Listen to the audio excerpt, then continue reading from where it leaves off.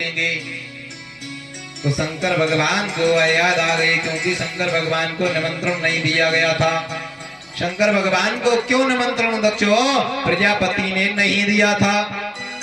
कारण यह रहा, एक बार गोष्ठी लगी, कहा बहुत बड़ा विश्व यज्ञ होना है, सभी देवता विराजमान होते हैं। शंकर भगवान भी उस गोष्ठी में पहुंचे हुए थे, पर शंकर भगवान का साधना का समय हो गया था, तो शंकर भगवान साधना में लग गए। और उधर दक्ष प्रजापति जी का आना हुआ, तो देखा शंकर भगवान साधना में लगे हैं, सभी देवता बैठे हैं। उसी समय क्रोध में आकर के दक्ष प्रजापति ने कह दिया था, अरे यह धूर्त तो यहाँ कहाँ बैठा हुआ है, हमें ना ही प्रणाम किया, ना ही मुझे सत्कार दिया, ना ही सत्कार वचनों का कोई बोला। अरे ये तो बहुत गलत हुआ, जो मेरी पुत्री वहां इसके यहाँ पहुंच करके विराजमान है, आज से मैं इसको त्यागता हूँ।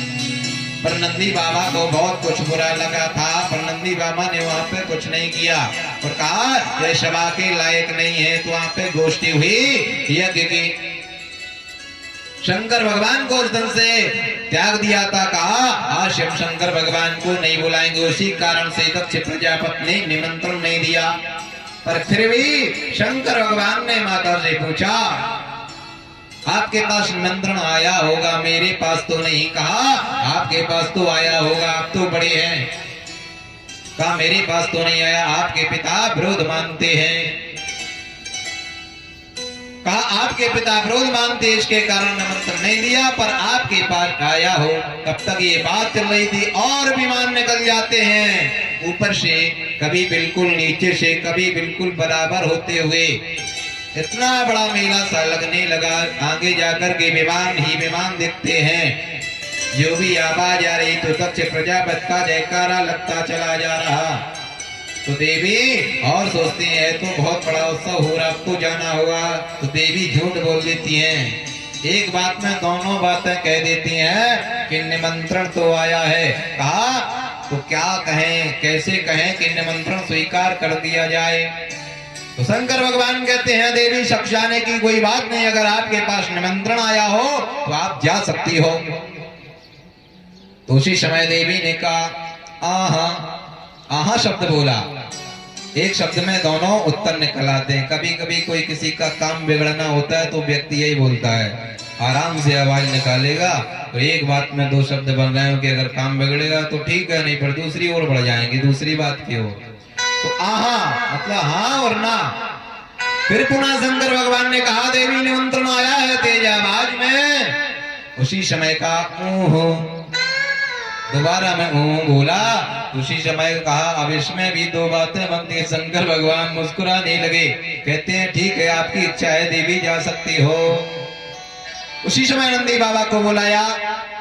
नंदी बाबा से कहा, माता के आप ले जा करके यज्ञशाला में गंगल के यज्ञ में छोड़ देना और तत्काल तुम चले आना, क्योंकि वहां पे अपने बहुत विरोधी हैं और माता के जो पिता हैं वह हमसे विरोध मानते हैं, इसलिए तुम बेटा वहां ना रखना, केवल छोड़ करके चले आना। और कहा जो भी सामान हो सब इनका रख लीजिए अपनी माता का। नंदी बाबा सोचने लगे, ढूंढने लगे, अरे यह क्या कह रहे हो नाथ हो? बोले बस ये तो परमात्मा जानता होगा। पर माता सोच रही है कि ऐसे ही रख रहे होंगे सामान, वहां जाना है तो काफी समय लगेगा। यज्ञ में तैयारी हो जाती है, नंदी बाबा जाकर के तैयार होते हैं। तैयार हो जाने के बाद नंदी बाबा चल देते हैं माता को बैठा करके। वहां जैसे ही पहुंचते हैं तो कोई नहीं मिलता और सभी लोग आपस में सदियां बातें करने लेती हैं। अरे इनके पास तो निमंत्रण भी नहीं है, बहन के पास तो बहन चली आ रही हैं। और देखिए नंदी बाबा चले आ रहे हैं, क्योंकि बेलवा था नंदी बाबा, सवारी थी शंकर भगवान की। तो लोग हंसते थे और सभी के पास विमान थे, किसी के पास सोने के विमान, किसी के पास किसी के विमान। इस प्रकार से हंसना हो रहा था। कहा देखो देखो देवी का सामान आ रहा है, बहुत कुछ रखा हुआ है। तो सादर भली ही मिली एक माता, अग्नि मिले बाहर मुस्कान।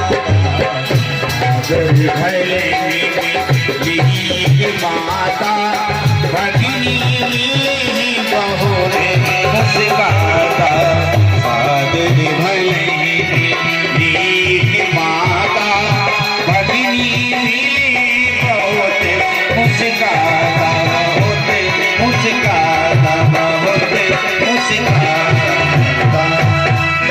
कोई नहीं मिला, केवल जाकर के एकांत में मिल लिया, कोई मुस्कुरा करके मिल लिया, मतलब हर्ष उल्लास के साथ नहीं मिला। मुस्कुराना दो प्रकार का होता है, एक हंसी के साथ एक मन में गलानी उत्पन्न करने के लिए बार बार हंसना भी होता है, तो बार बार हंसने लगे, देवियां हंसने लगती हैं आपस में। पर माता ने एकांत में मिल लिया, क्योंकि माता का हृदय अलग होता है।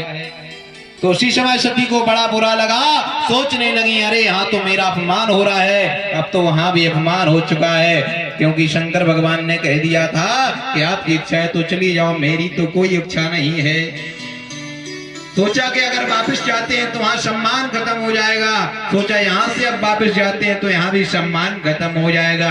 तो झटपट से नंदी बाबा ने सामान उतार दिया और नंदी बाबा यज्ञ की ओर जाते हुए देखते हैं यज्ञशाला की ओर कैसी सजावट है, क्या है। उसी समय माता भी छटपटो सामान रख करके वहीं छोड़ देती हैं, यज्ञ की ओर बढ़ जाती हैं। सोचा रे यहाँ तो हमारे हृदय में बड़ा अविश्वास प्रकट हो रहा है, तो आगे को बढ़े। कृत्येन च समामुक्तेन तथात्मानं संभवो दक्ष प्रजस्य तथात्मानं दक्षस्य राजोद्भवः। आगे को बढ़ते हुए यज्ञ के राजा दिखाई देते हैं, श्रृंगी कृत्यांते समाभावो भृगु ख्याति इत्यादि महात्मा दिखाई देते हैं, पर कोई नहीं बोला माता से, और यहाँ तक कि पिता भी नहीं बोले। आगे को बड़ी माता यज्ञशाला की ओर सोचने लगी कि हे परमात्मा, यह तो बहुत बड़ा कष्ट है, क्योंकि सबसे बड़ा जाति का अपमान बताया है, सबसे बड़ा जाति का अपमान बताया है, और इससे दूसरा कोई नहीं बताया। कृत्यम चा तथा मुक्तेन पृथ्वी भ्रमणेन दुख नास्तितं मया अग्रम च शमं यज्ञेन शत्रु यज्ञेन वर्जयेत्। कहा कहीं ऐसा तो नहीं है सभी के स्थान है को शंकर भगवान का कोई स्थान ना दिया हो, तो यज्ञ की ओर बढ़ती हैं। सती जायो देखो तब जागा कतो न देखो शंभु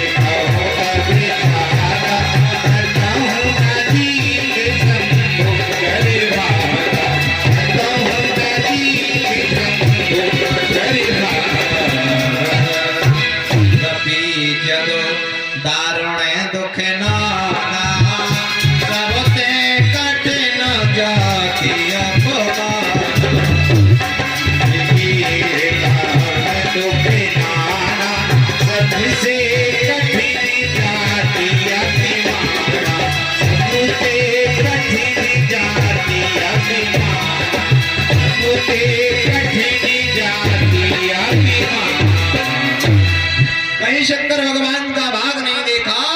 उसी समय माता को और अंदर से आग बबूला हो जाते हैं, सोचते हैं अब तो प्राणांत करना अच्छा होगा, मुक्त खाना नहीं ठीक है। क्रोध बढ़ता गया, क्रोध बढ़ता गया, कहा तो सबसे कठिन जाति का अपमान होता है, कहीं भी अपमान हो जाए, किसी भी जगह अपमान हो जाए व्यक्ति सह सकता है, जाति और घर का अपमान अगर हो जाए तो उसमें फिर वो सहन नहीं कर सकता है पूरे जीवन। क्रोध आने लगा, अग्नि सी ज्वालाएं प्रकट होने लगी माता की सती के अंदर।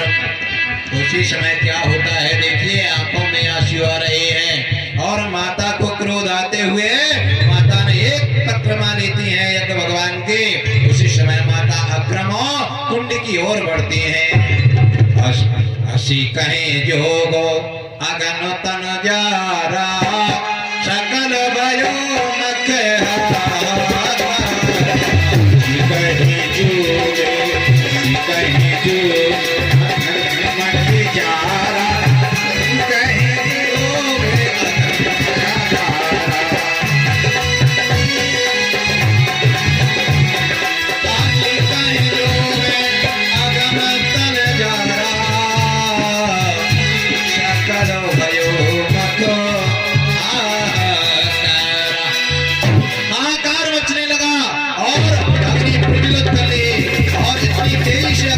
स्वयं अपने शरीर में प्रकट कर ली तेजोमय अग्नि तेजो तव आपनोते शंकरश्च तथा तमो शंकरस्य नामि नामानां प्राणायाम नामानि च।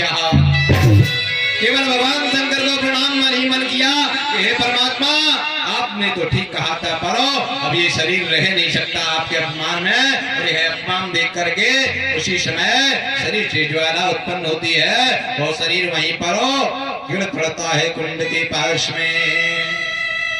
यह देख करके सभी देवता चकित रह जाते हैं, भागने लगते हैं, इधर उधर जाते हैं। नंदी बाबा को जब यह पता लगता है तो नंदी बाबा क्रोध में आकर के शंकर भगवान की कैलाश की ओर चलते हैं। इधर सभी देवता आनंद फानन में एक दूसरे को कान में बात कहते हुए, आप संसार में कोई है यज्ञ पूरे करने वाला इस पृथ्वी पे पैदा नहीं है, क्योंकि अब तो बहुत बड़ा एक कलंक लग गया है। उसी समय समाचार शव शंकर पाए वीर मात्र कर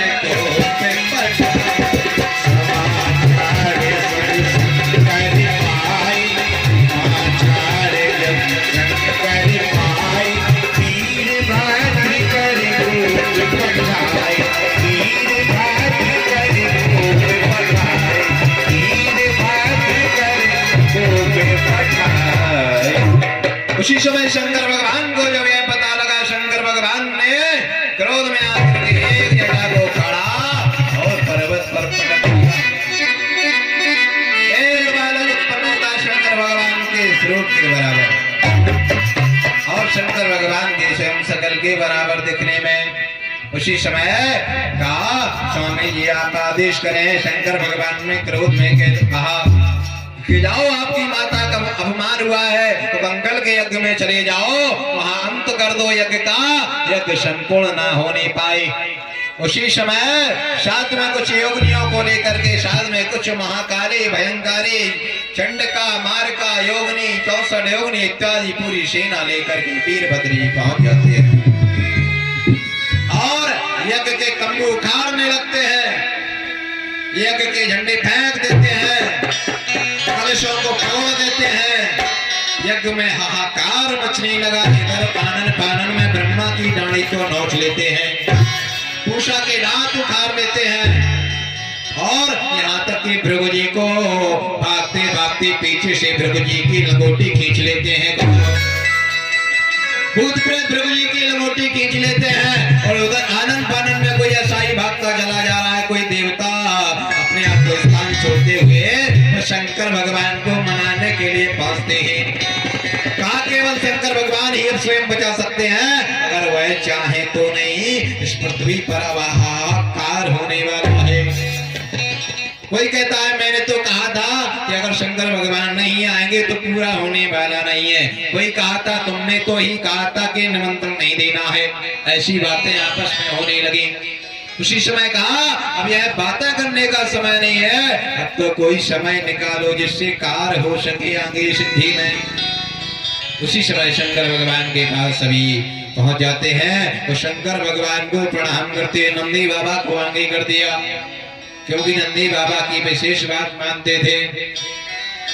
उसी समय नंदी बाबा कहते हैं प्रभु किसी को क्षमा नहीं करना है, हमारी माता का बहुत अपमान हुआ है और अंत हुआ है, क्षमा करने की जरूरत नहीं है। उसी समय सभी देवता प्रणाम साष्टांग हो जाते हैं और शंकर भगवान की ओर देखते भी नहीं, केवल शंकर भगवान के नख देखने लगे। शंकर भगवान के नखरों चरणों को देखा। शंकर भगवान तत्काल कहते हैं चलिए क्या चाहे तो अब आप लोग। कहा प्रभु क्षमा कर दीजिए और यह जो ज्वालाएं निकल रही इनको शांत करिए। नहीं पता नहीं है ज्वालाएं निकलते निकलते पृथ्वी जलने लगेगी। उसी समय शंकर भगवान वहां से चलते हैं, क्रोध में भरे हुए शंकर भगवान आते हैं, यज्ञ को देखते हैं। यज्ञ में वहां पर कोई मिट्टी भी नहीं दिखाई देती है। जो चबूतरा बनाया गया था वह चबूतरा 4 हाथ गहरा है, केवल अग्नि कुंड में देखता हुआ वह शरीर जल रहा था माता सती का। उसी समय क्रोध में आकर के कहते हैं यह ठीक नहीं किया आप लोगों ने। उसी समय हाथ में जल लेते हैं और हाथ में जल लेकर के छोड़ते हैं तो सामने दिखाई दिया कि वहां से भूत पिशाच इत्यादि आ रहे हैं। और जाकर के ससुर साहब को देखा कि सामने शव पड़ा हुआ। कृत्येन च तथा राजनो यज्ञेन कर्मेण दुष्टतो यज्ञराजस्य शमां मुक्तेन तथा पृथ्वी तलेन स्थितः। यज्ञ करता यजमान पृथ्वी पे पड़ा हुआ सब अलग हो और रुंड मुंड अलग हो। तो कहा ये कौन है? कहा यह वही है नाथ जिसने गलती की है, अब इसको जिंदा कर दीजिए। कहा अरे ऐसे कैसे हो सकता है, मरा हुआ व्यक्ति आज तक कोई जिंदा हुआ है। कहा प्रभु आप ही आस्तोष माने गए हैं, प्रभु आप ही मृत्युंजय भगवान हैं, प्रभु आपके द्वारा दी हुई लोगों की सिद्धि है, पर आप तो स्वयं सामने खड़े हैं, आप कुछ भी कर सकते हैं।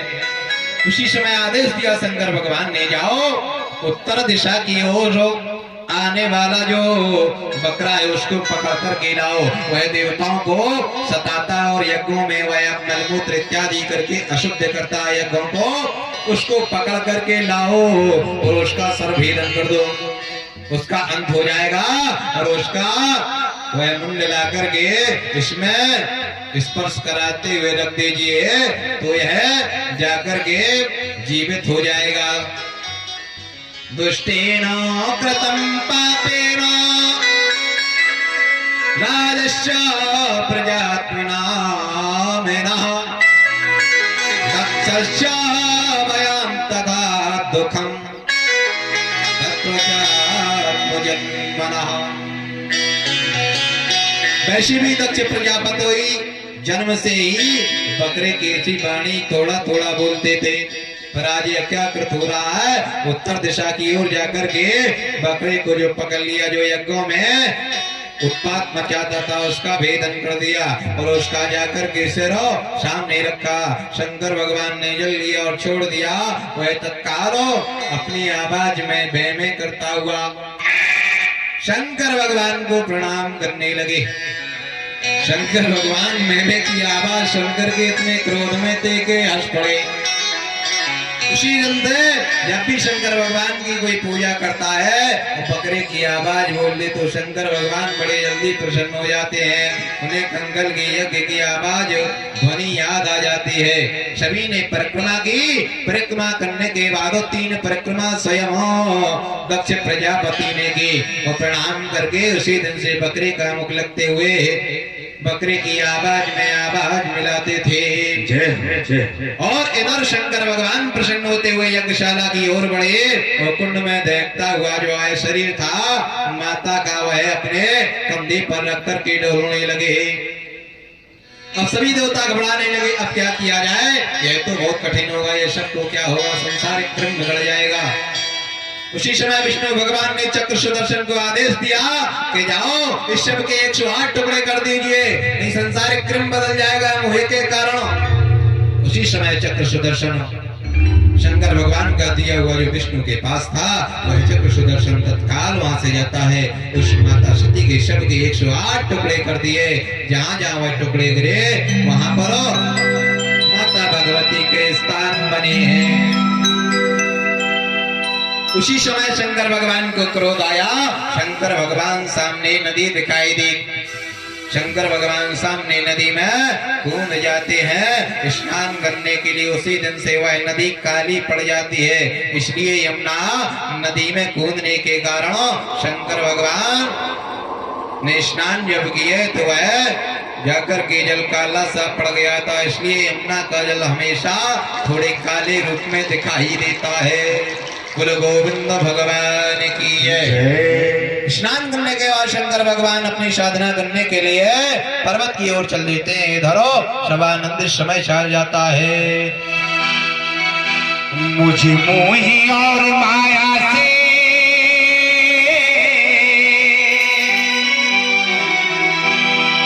मुझे मोही और माया से शिव जी उबार लो। शरणागति देकर प्रभु जी तुम मुझको तार लो। शरणागति देकर प्रभु जी तुम मुझको तार लो। शरणागति देकर प्रभु जी मुझको तार लो। मुझे मोही और माया से